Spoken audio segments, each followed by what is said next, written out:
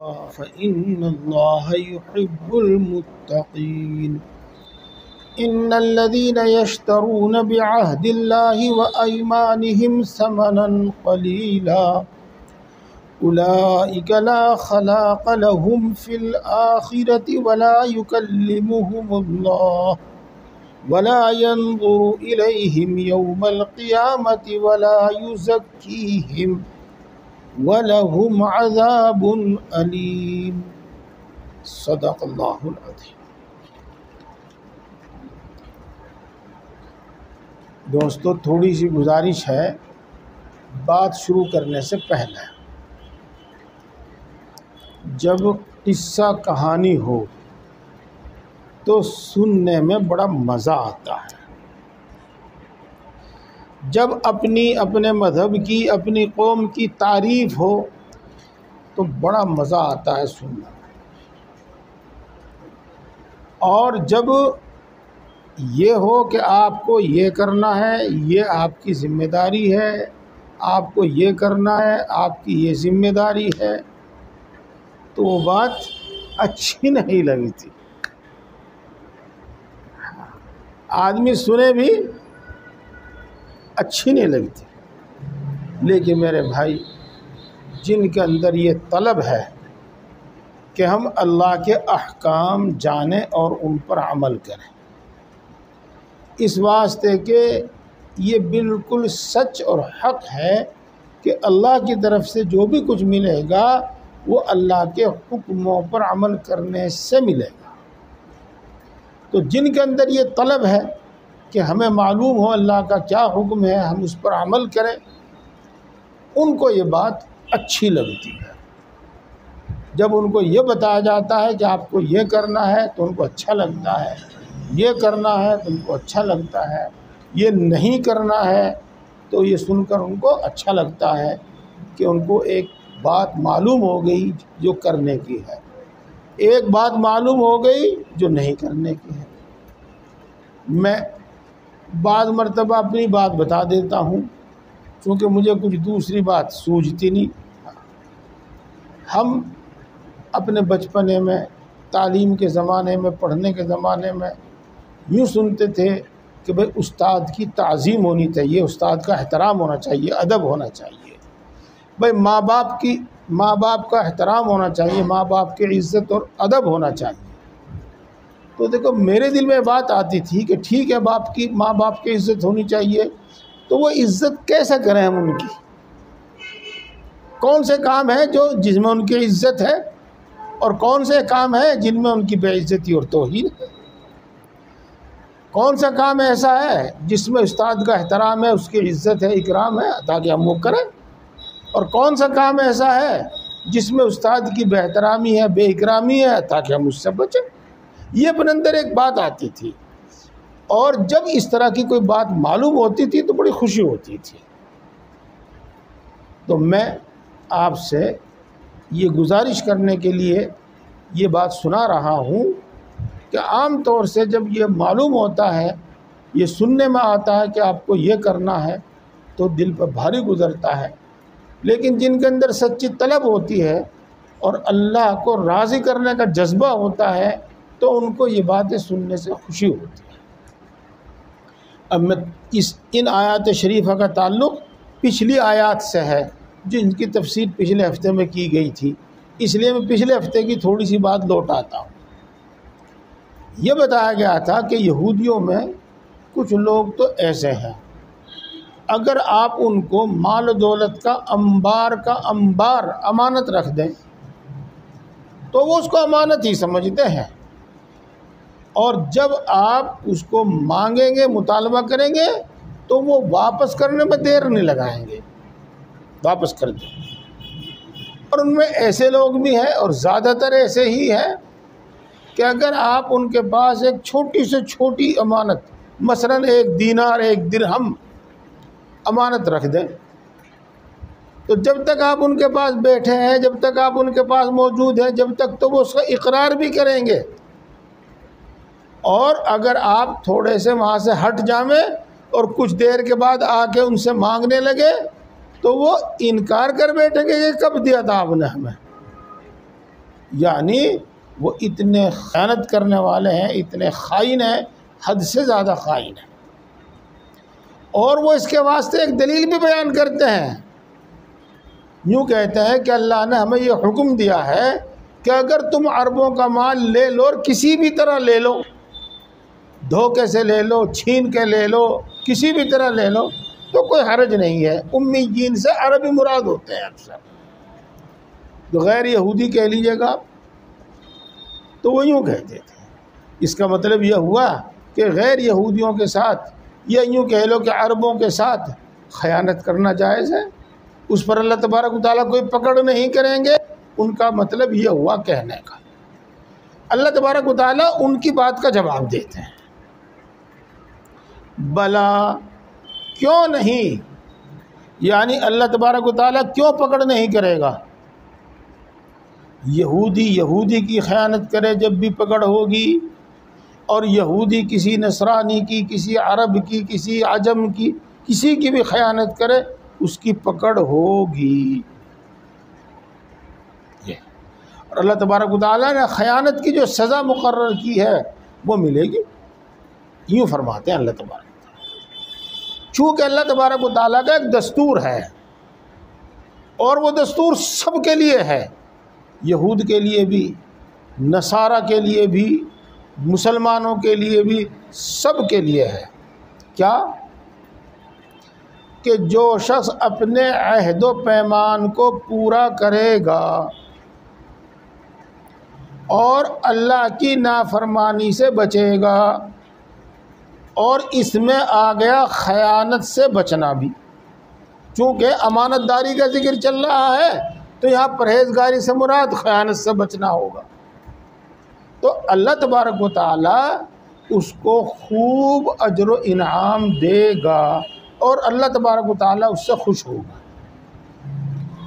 इस वास्ते कि अल्लाह तबारक व तआला का ये दस्तूर है, इन्नल्लाह युहिब्बुल मुत्तकीन, अल्लाह तबारक व तआला परहेज़गारों को पसंद करता है।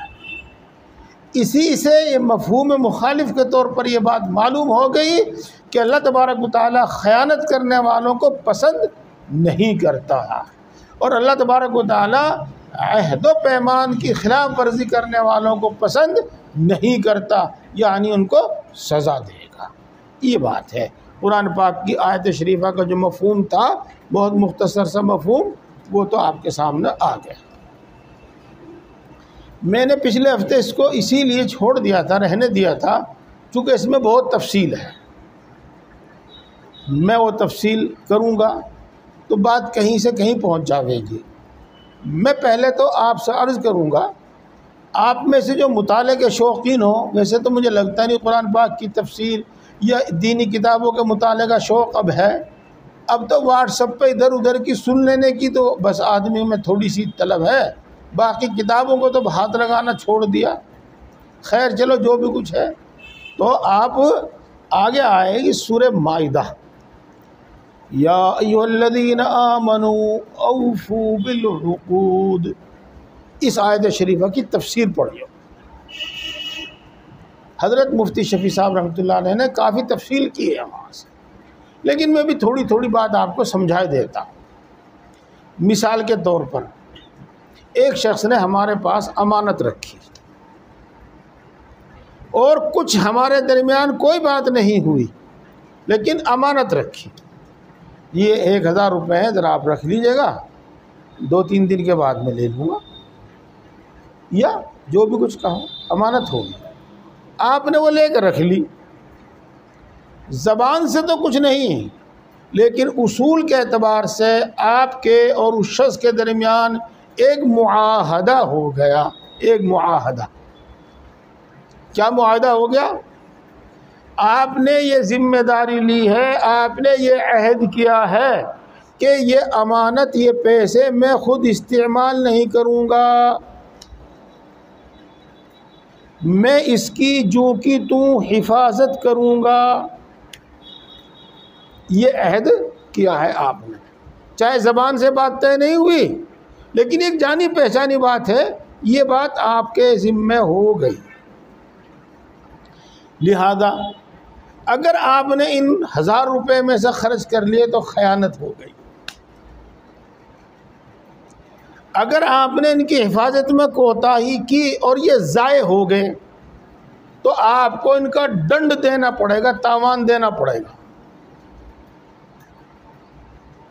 अगर आपने इनको इस्तेमाल नहीं किया, अपने काम में नहीं लाई, जिस तरह से आप अपने पैसे की हिफाजत करते हैं और जिस तरीके से रुपए पैसे की हिफाजत करनी चाहिए, आपने इन पैसों की उस तरह हिफाजत की, फिर भी ये ज़ाय हो गए, तो अब आपके ज़िम्मे दंड नहीं, अब आपके ज़िम्मे तावान नहीं इनका। तो ये भी एक मुआहदा हो गया, ये है बात। तो जब अमानत रखी एक मुआहदा होगा। हाँ, इसी में एक ये भी मुआहदा है, चूँकि अमानत का उसूल ये है कि जब अमानत वाला मांगे तलब करे वापस करना है, तो जब वो मांगे वापस कर दो। हत्ता कि कायदा यह है कि अगर अमानत वाले ने अपनी अमानत मांगी और जिसके पास अमानत रखी उसने हीला हवाला कर दिया और दी नहीं अमानत, कभी कल आइए कल दे दूंगा, आज मेरे पास चाबी नहीं है, आज मेरे पास फलाना नहीं है, हीला बहाना कर दिया, वाकई उज़्र नहीं था उसको, हीला बहाना किया, तो ये अहद की खिलाफ वर्जी हो गई। अब अगर वो अमानत ज़ाय होती है तो तावान देना पड़ेगा, दंड देना पड़ेगा। इसलिए मैं अर्ज़ कर रहा हूँ, ये बात समझाने की कोशिश कर रहा हूँ कि जब अमानत रखी गई तो एक मुआहदा हो गया, जब मांगेगा दूंगा और मैं इसे इस्तेमाल नहीं करूँगा और मैं इसकी हिफाजत करूँगा। अब इसकी पाबंदी लाजिम है। ये एक मिसाल दी मैंने और आप अच्छी तरह समझ गए इस बात। अब आगे चलिए, माफ़ कीजिए, बुरा ना मानिए, चूँकि मैं एक हकीकत और सच्चाई बयान कर रहा हूँ। हमने ख़ास तौर से मसाइल का पढ़ना तो सुनना तो बिल्कुल ही बंद कर दिया, हालांकि इतने आसान अल्फाज में ये मसाइल लिखे गए हैं कि उससे ज़्यादा आसानी हो ही नहीं सकती। मसलन बेहश्ती ज़ेवर में और भी हैं किताबें, ये वहाँ अगर हम पढ़ें तो पता चले। अब एक दूसरी मिसाल देता हूँ। आपने किसी से मोटरसाइकिल मांगी ली कि जिस तरह मैं शामली तक जा रहा हूँ, हम मोटरसाइकिल दे दीजिएगा। इसको हमारी इस्लामी ज़बान में कहते हैं आरियत, कोई चीज़ मांगी लेना, ये भी अमानत होती है। और जब आदमी किसी से कोई चीज़ मांगी लेता है तो वो गोया कि उससे अहद करता है। और मैं सादे अल्फाज में बताऊं कि जिस तरीक़े से मैं अपनी चीज़ इस्तेमाल करता हूं बिल्कुल उसी तरह से आपकी चीज़ इस्तेमाल करूंगा। चुनांचे अगर उसने उसूल और क़ायदे के मुताबिक चलाई तो उसमें कोई नुकसान हो गया तो जो शख्स चला रहा ना, कानूनी तौर पर उसके ज़िम्मे नहीं है वो नुकसान, वो मोटरसाइकिल वाले का हुआ। और अगर उसने ये सोच के बस अपनी समझ के नहीं चलाई, दूसरे की समझ के चलाई और उसमें नुकसान हो गया, उसकी हिफाजत नहीं करी, वो चोरी हो गई, तो तावान देना पड़ेगा कायदे के एतबार से। ये सब चीज़ें आपस में मुझे मामलात है ना, एक तरह का मुआहदा है, बहुत लंबी तफसील है इसकी। एक मसला और बताऊं मैं आपको और आसानी से समझ में आ जाएगा आपके। अगर आपने किसी शख्स से कोई भी सामान ख़रीदा, कुछ भी हो, आप घर ले आए, घर लाकर उसको देखा तो उसमें कोई कमी है, कोई ऐब है, तो शरई नुक्ते नज़र से और कायदे कानून से वो चीज़ वापस करने का हक़ है, चाहे तय हुआ था या नहीं हुआ था, चाहे बात तय हुई थी कि नहीं हुई थी। लेकिन अगर उस चीज़ में कोई ऐब नज़र आ गया, कोई ऐब पाया गया, तो वापस करने का हक़ है।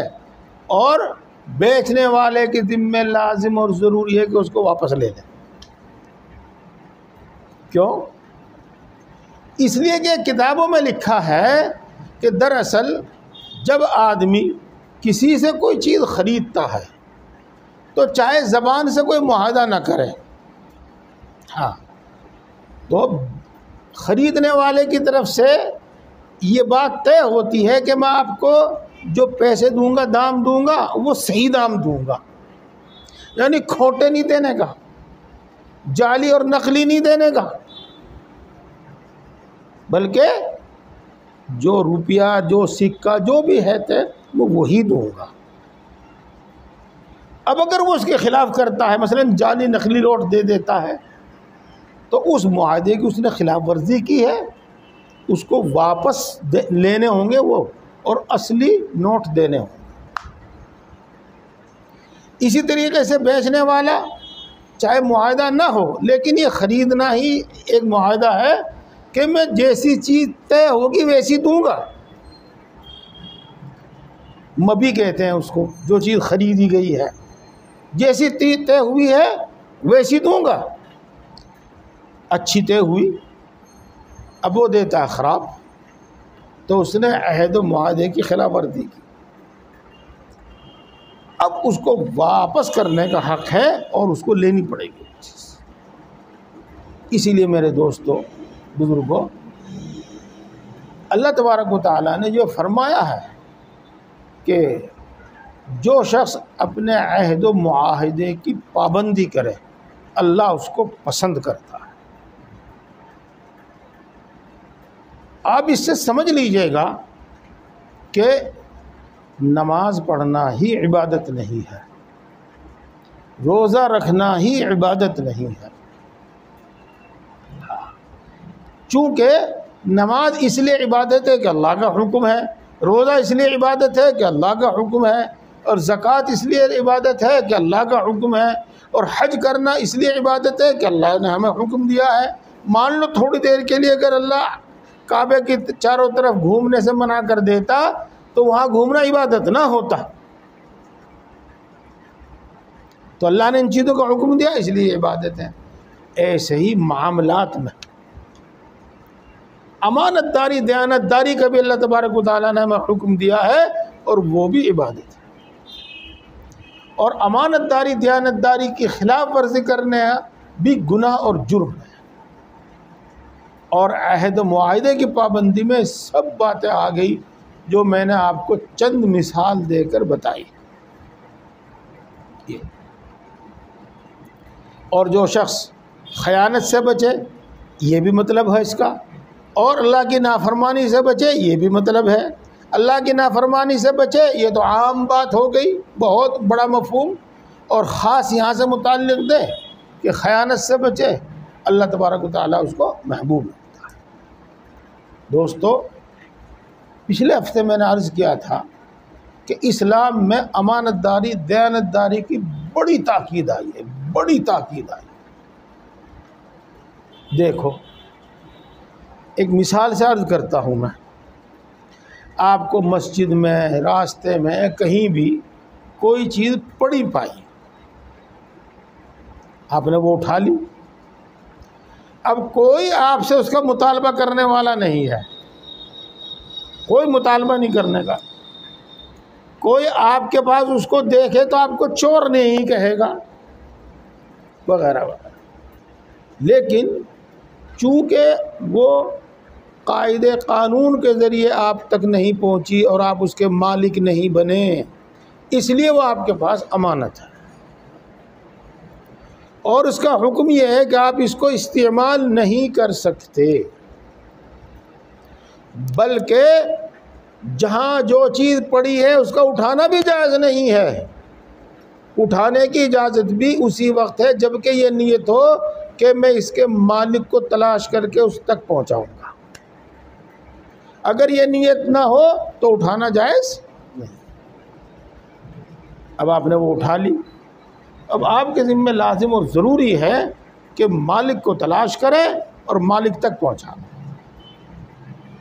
अब इसका क्या तरीक़ा है वो तो बाद में मालूम हो जाएगा, लंबी तफसील है। भाई उसका ऐलान करो, उसको अपने पास रखो, 10-20 लोगों को बता दो, अगर मालिक तलाश करता हुआ आवे तो कोई आपका पता बता दे और आप उसको दे दो। अलग अलग है, कोई चीज़ 2-4 दिन के बाद ही, कोई चीज़ महीने 2 महीने साल 1.5 साल तक रखी रहेगी। बहरहाल मसलन आपने 6 महीने साल भर उसका इंतज़ार करके उसको अपने काम में ले लिया, जायज़ नहीं। अब आप उसको खैरात करेंगे और सवाब की नीयत उसी के लिए करेंगे जिसकी ये चीज़ है, जो उसका मालिक है। अमानत दारी का यहाँ तक हुक्म। आपने खैरात कर दी और नीयत भी उसी की कर ली कि सवाब उसी को पहुँच जावे। फिर उसको मालूम हुआ, वो आपके पास आया, आपने कहा जी मैंने तो मस्जिद में दे दी थी। कहेगा ना जी मैं नहीं देता मस्जिद में, मुझे तो अपनी चीज़ चाहिए। तो आपको मस्जिद से वापस लेना तो जायज़ नहीं, अपने पास से उसकी वो चीज़ देनी पड़ेगी।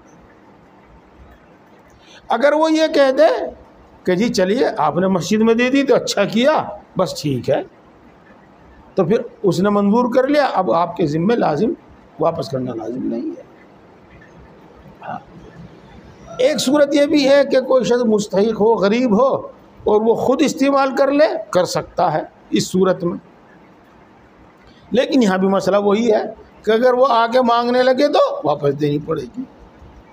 ये मसला मैंने आपको इसलिए बताया है मेरे दोस्तों, ताकि आपको मालूम हो कि इस्लाम के अंदर अमानतदारी, दयानतदारी का कितना ज़बरदस्त हुक्म है और कितना ताकीदी हुक्म है।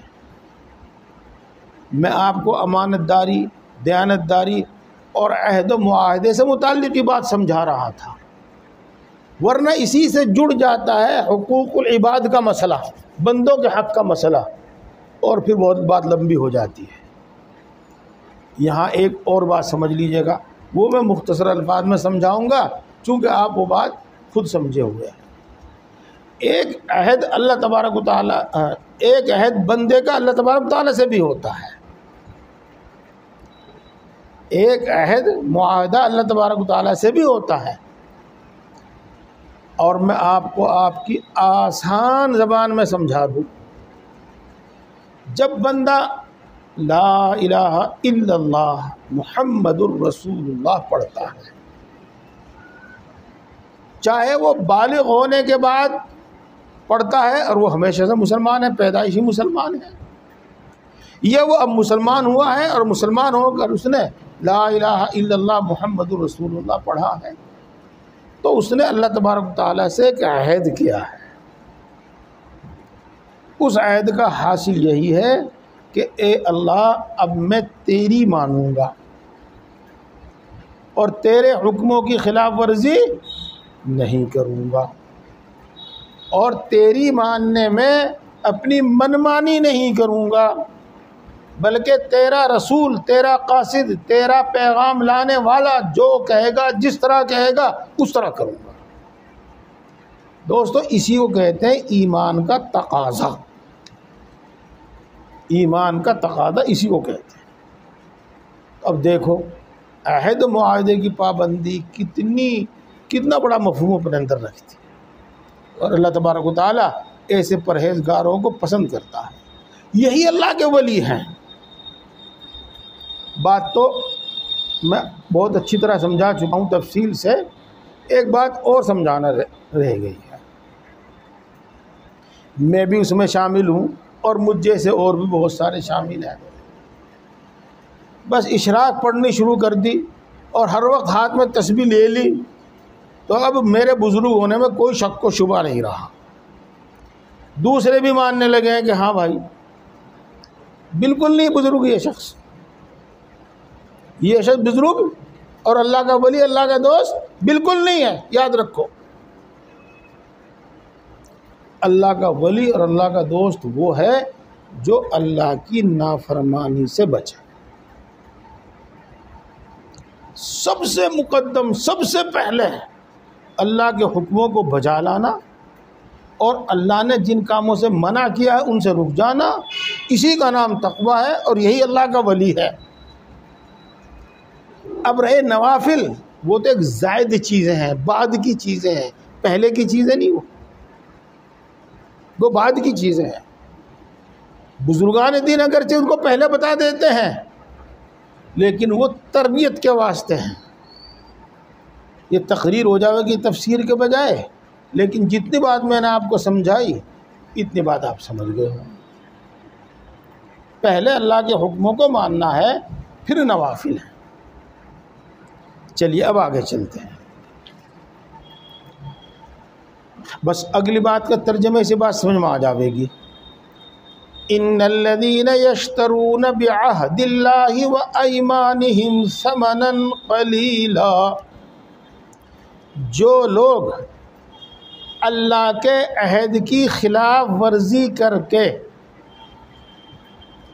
और जो लोग अपनी कसमों की खिलाफ वर्जी करके थोड़े से दाम हासिल करते हैं, ऐसे लोगों के वास्ते आखिरत में कोई हिस्सा नहीं है।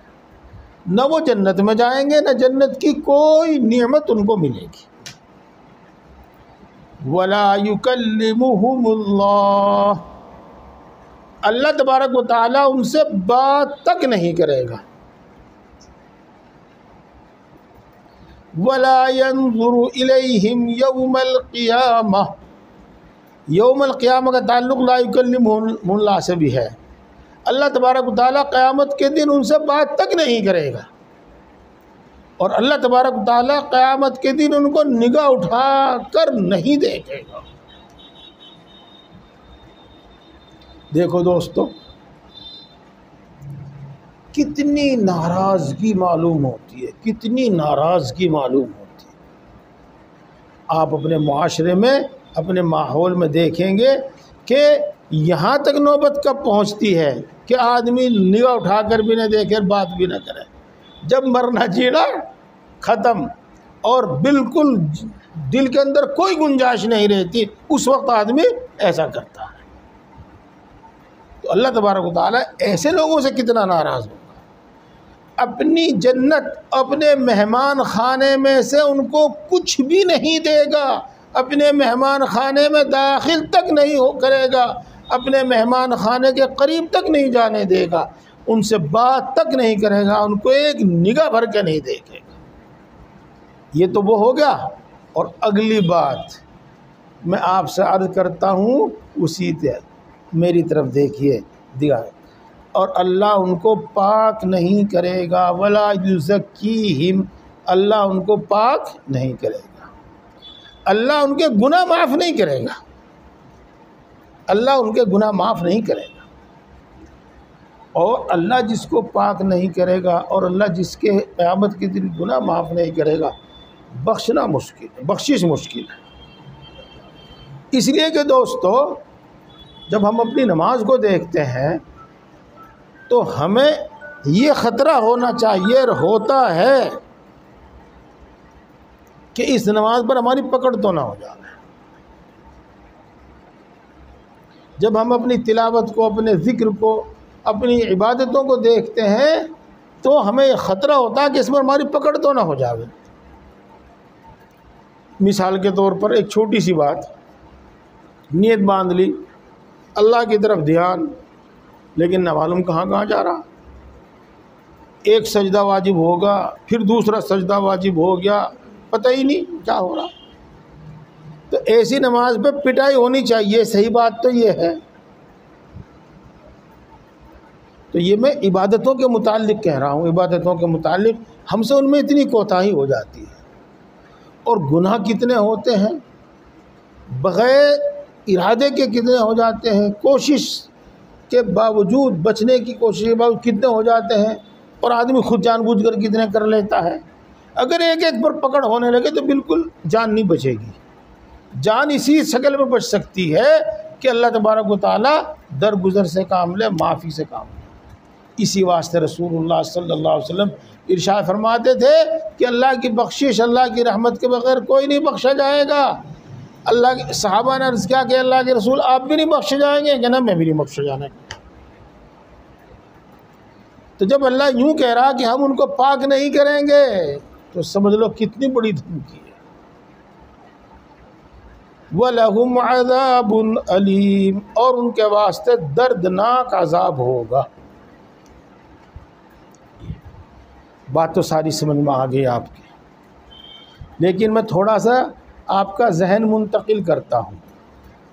डंडी मारने में यानी कम तोलने में हैं, और कम नापने में, चाहे कपड़ा हो चाहे कोई दूसरी चीज़ हो, बड़ा फ़ायदा है। अगर आदमी 1 किलो में 900 ग्राम दे रहा तो 100 ग्राम का तो बहुत नफ़ा है, कई रुपए बन गए। यहीं वो आके ख़यानत करता है, यहीं वो अहद की खिलाफ वर्जी करता है। इसमें नफ़ा है, थोड़ा सा नफ़ा है, थोड़ा सा। मैं दोबारा तर्जुमा करता हूँ। वो लोग जो अल्लाह के अहद के मुकाबले में और अपनी कसमों के मुकाबले में थोड़ा सा दाम ज़्यादा ले लेते हैं, माल ले लेते हैं थोड़ा सा, तो उनके लिए आखिरत में कोई हिस्सा नहीं। थोड़ा सा नफ़ा कमा लिया। माफ़ कीजिए, आप में से जो कोई हो, मैं आपको नहीं कह रहा, मैं तो बल्कि नाम लेके कह रहा। बाहर सहारनपुर में था मैं, ये तो इधर खड़ा था, उधर से सामने से गाहक अच्छे अच्छे सेब छांट छांट के थैली में दे रहा, डाल रहा, और वो गाहक को तसल उसी के मुताबिक दे रहा। लेकिन जब वो उसको उठाता है और उसको बांध कर देता है, उसको यूँ उठा के यूँ रख ले और 1 किलो तोले में रखे पहले से, मुँह उठा के वो न देता है, उसमें न मालूम कैसे कैसे भर रखे।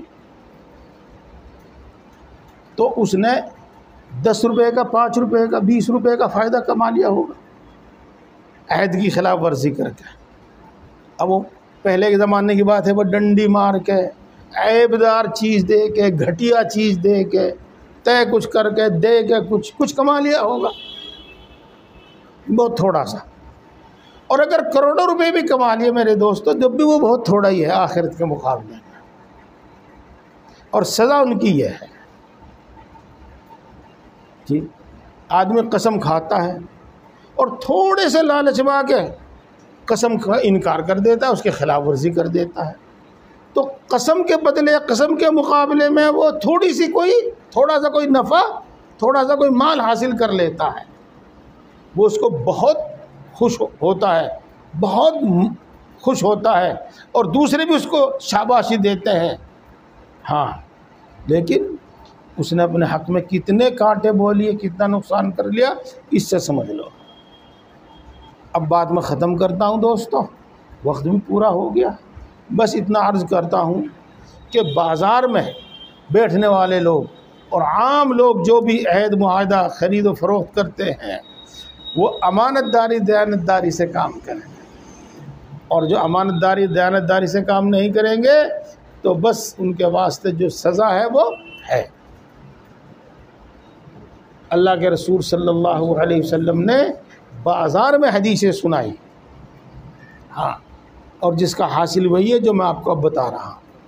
और बाज़ार में ये हदीस पाक सुनाई कि जो ताजिर अमानतदारी दयानतदारी के साथ अपनी तिजारत करता है, अल्लाह तबारक व तआला महज इस अमानत और दयानतदारी की वजह से, ना कि कसरत से रोज़े रखने की बिना पर, ना कि कसरत से खैर खैरात करने की बिना पर, ना कि सैकड़ों हज करने की बिना पर, उसका हश्र अंबिया के साथ करेंगे। और उसके साथ अगर उसने सैकड़ों हज किए होंगे, उसने खैर खैरात किया होगा, उसने कसरत से रोज़े रखे होंगे, उसका सवाब अलग से मिलेगा। महज तिजारत के अंदर अमानतदारी दयानतदारी करने से उसको ये इनाम दिया जाएगा कि अल्लाह तबारक व तआला उसको अंबिया के साथ जन्नत में दाखिल